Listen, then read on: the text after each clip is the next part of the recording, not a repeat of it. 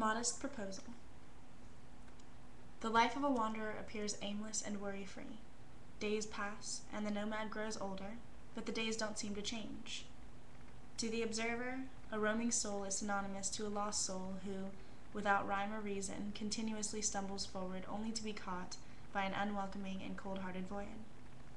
This perception is often narrowly developed and largely malformed. Isaac Brock of the indie rock band Modest Mouse aims to broaden this perspective of the masses. In The World at Large, Brock apologetically explains the incessant impulsivity and rationale of the unsettled character in hopes to provide an understanding for himself, fellow travelers, and those left behind. Isaac Brock is an acclaimed lyricist whose beautifully constructed analogies captivate even the most oblivious wanderer. Likewise, Modest Mouse possesses an intriguingly experimental sound throughout all 9 or so albums that captures the attention of a vast and growing audience.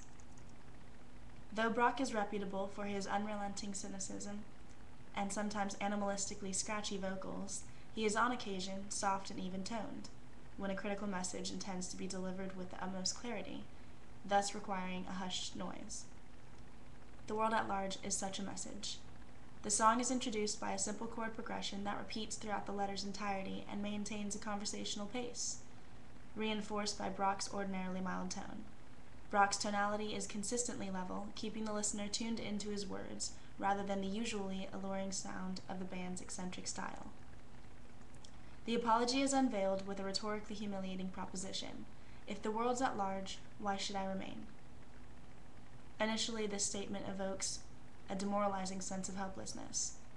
The reader identifies with the inability to prevent catastrophic occurrences, such as ice ages and heat waves, and is overwhelmed by feelings of powerlessness and insignificance, eradicating any and all delusions of grandeur.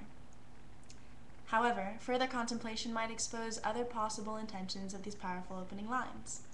Although a human being is largely ineffectual in the grand scheme of things, there is no use in complaining, only refuge in continuing a humbled existence.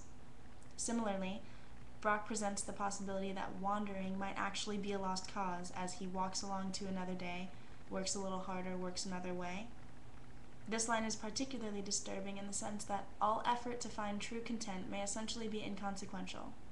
On the other hand, Brock could be affirming that his continual efforts to comfortably place himself are necessary and irrepressible.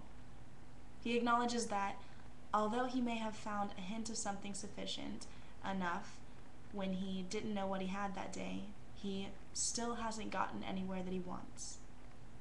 And even so, he more adamantly asserts that, however reputedly destructive or pointless, this lifestyle is the path he chooses to pursue. My thoughts were so loud I couldn't hear in my mouth calls attention directly to the insuppressible desire to move off of impulse, with the seasons, until something substantial causes cessation in the great momentum underway. The easiest and simultaneously most difficult way to live is with question. Majority of us strive for knowledge, endlessly searching for some place to call home, to be content with.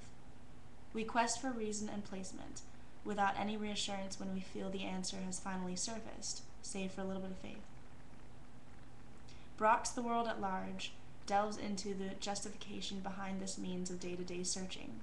The moths beat themselves to death against the lights depicts avidly searching souls that chase after something ostensibly unattainable, but still never cease.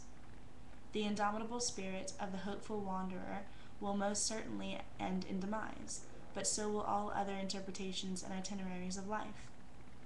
No matter how we go about our days, all will inevitably add their breeze to the summer nights. That may be our single, most certain, and most relieving realization.